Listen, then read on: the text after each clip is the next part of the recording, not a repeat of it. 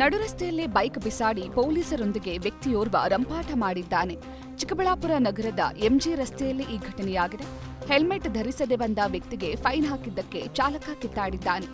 60 ವರ್ಷದ ಬೈಕ್ ಸವಾರ ಈತ ನಾನು ರೋಡ್ ಟ್ಯಾಕ್ಸ್ ಕಟ್ಟಿದ್ದೀನಿ, ಫೈನ್ ಕಟ್ಟಲ್ಲ ಅಂತ ವಾಗ್ವಾದ ಮಾಡಿದ್ದಾನೆ.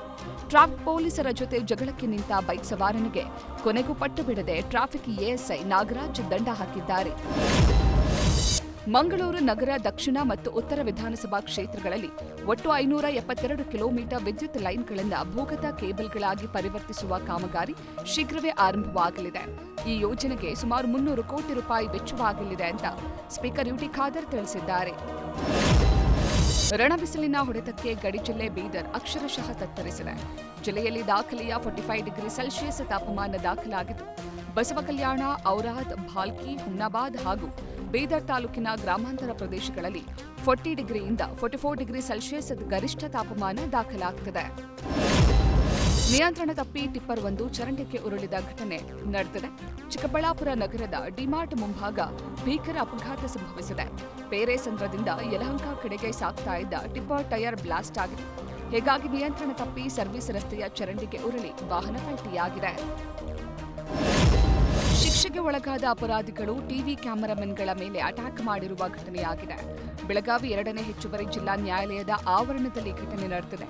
ಶಿಕ್ಷೆಗೆ ಒಳಗಾದ ಲಕ್ಷ್ಮಣ ದಡ್ಡಿ, ಬಸವರಾಜ ದಡ್ಡಿ, ಬಸವನ್ನಿ ನಾಯಕ, ಸವೀನ್ ದಡ್ಡಿ ಆರೋಪಿಗಳಿಗೆ ಶಿಕ್ಷೆ ಘೋಷಿಸಲಾಗಿದೆ.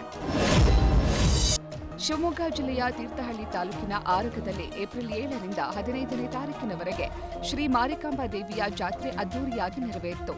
ನಿನ್ನೆ ಬಳಗಿ ಮನೆ ಪೂಜೆಯೊಂದಿಗೆ ಮಾರಿಗೊಂಬೆಯನ್ನ ದೇವಸ್ಥಾನಕ್ಕೆ ಕರೆತರಲಾಯಿತು. ಬಳಿಕ ಭಜನಾ ತಂಡಗಳ ಕಲರವದೊಂದಿಗೆ ಮೆರವಣಿಗೆ ಮೂಲಕ ಜಯಪುರ ಗ್ರಾಮದಲ್ಲಿ ಮಾರಿಗೊಂಬೆಯನ್ನ ವಿಸರ್ಜನೆ ಮಾಡಲಾಯಿತು. ಹಾವು ಇಲ್ಲದ ಜಾಗವೇ ಇಲ್ಲ ಎನ್ನುವ ಹಿರಿಯರ ಮಾತು ಸತ್ಯ. ಬೆಳಗಾವಿ ಜಿಲ್ಲೆಯ ಅಥಣಿ ತಾಲೂಕಿನ ಸಂಬರಗಿ ಗ್ರಾಮದಲ್ಲಿ ಭೂಮಿ ಉಳುಮೆ ಮಾಡಲು ತೆರಳಿದ್ದ ರೈತನ ಟ್ರ್ಯಾಕ್ಟರ್ನಲ್ಲಿ ಅಚ್ಚರಿಯ ಘಟನೆಯಾಗಿದೆ. ರಾಮಚಂದ್ರ ಪಾಟೀಲ ಅವರಿಗೆ ಸೇರಿದ ಗದ್ದೆಯಲ್ಲಿ ಸಂತೋಷ್ ಎನ್ನುವವರು ಟ್ರ್ಯಾಕ್ಟರ್ ಮೂಲಕ ಉಳುಮೆ ಮಾಡುತ್ತಿದ್ದಾಗ ಅಚಾನಕ್ಕಾಗಿ ಟ್ರ್ಯಾಕ್ಟರ್ ಸೀಟಿನ ಕೆಳಭಾಗದಲ್ಲಿ ಹಾವು ಕಾಣಿಸಿಕೊಂಡಿದೆ. ವಿಚಿತ್ರ ಅಂದ್ರೆ ಆ ಹಾವು ಚಾಲಕನ ಸೀಟ್ ಬಳಿ ಆರಾಮಾಗಿ ಮಲಗಿದ್ದು ಯಾವುದೇ ಅಪಾಯ ಮಾಡಿಲ್ಲ. ಇದನ್ನು ಕಂಡ ಚಾಲಕ ಗಾಬರಿಯಿಂದ ತಕ್ಷಣವೇ ಟ್ರ್ಯಾಕ್ಟರ್ನಿಂದ ಕೆಳಗಿಳಿದು ಓಡಿದ್ದಾನೆ. ಬಳಿಕ ಸ್ಥಳೀಯ ಉರಗ ರಕ್ಷಕರಿಗೆ ಮಾಹಿತಿ ನೀಡಿ ಹಾವನ್ನ ಸುರಕ್ಷಿತವಾಗಿ ರಕ್ಷಿಸಿದ್ದಾರೆ. ಬೇಸಿಗೆ ಆಗಮಿಸ್ತಾ ಇದ್ದಂತೆ ಚಳ್ಳಕೆರೆ ತಾಲೂಕಿನಲ್ಲಿ ಕುಡಿಯುವ ನೀರಿಗೆ ಹಾಹಾಕಾರ ಶುರುವಾಗಿದೆ.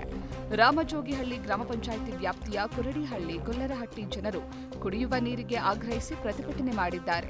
ಚಳ್ಳಕೆರೆ ತಾಲೂಕು ಪಂಚಾಯಿತಿ ಕಚೇರಿ ಮುಂದೆ ಖಾಲಿ ಕೊಡ ಹಿಡಿದು ಆಕ್ರೋಶ ಹೊರಹಾಕಿದ ಪ್ರತಿಭಟನಾಕಾರರು ಗ್ರಾಮದಲ್ಲಿ ಬೇಸಿಗೆಯ ಹಿನ್ನೆಲೆ ನೀರಿನ ಅಭಾವ ಹೆಚ್ಚಾಗಿದೆ, ಕುಡಿಯುವ ನೀರಿಗೆ ಜಮೀನುಗಳಿಗೆ ಹೋಗಿ ನೀರು ತರುವಂತಹ ಸ್ಥಿತಿ ಇದೆ ಅಂತ ಅಸಮಾಧಾನವನ್ನ ಹೊರಹಾಕಿದ್ರು.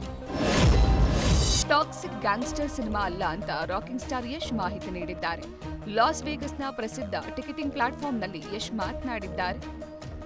ಫಾಂಡಾಗೋನ ಯೂಟ್ಯೂಬ್ ಚಾನೆಲ್ನಲ್ಲಿ ವರದಿಗಾರ್ತಿ ನಿಕ್ಕಿ ನೋವಾಕ್ ಜೊತೆ ರಾಮಾಯಣ ಹಾಗೂ ಟಾಕ್ಸಿಕ್ ಚಿತ್ರಗಳ ಬಗ್ಗೆ ಮಾತನಾಡಿರುವ ಯಶ್, ಟಾಕ್ಸಿಕ್ ಸಿನಿಮಾವನ್ನ ಇಂಗ್ಲಿಷ್ ಭಾಷೆಯಲ್ಲಿಯೂ ಚಿತ್ರೀಕರಣ ಮಾಡಿದ್ದಾಗಿ ಹೇಳಿದ್ದಾರೆ.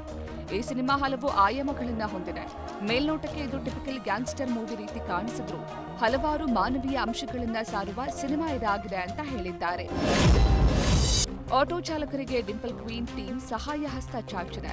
ಆಟೋ ಚಾಲಕರ ಸಂಘದ ರಾಯಭಾರಿಯಾದ ರಚಿತಾರಾಮ್ ಎಲ್ಪಿಜಿ ಸಮಸ್ಯೆಯಿಂದ ಬಳಲುತ್ತಿರುವ ಆಟೋ ಡ್ರೈವರ್ಗಳಿಗೆ ರೇಷನ್ ಕಿಟ್ ವಿತರಿಸಿದ್ದಾರೆ. ಇನ್ನು ರಚಿತಾರಾಮ್ ಸಹಾಯಕ್ಕೆ ಚಾಲಕರು ಧನ್ಯವಾದ ತಿಳಿಸಿದ್ದಾರೆ.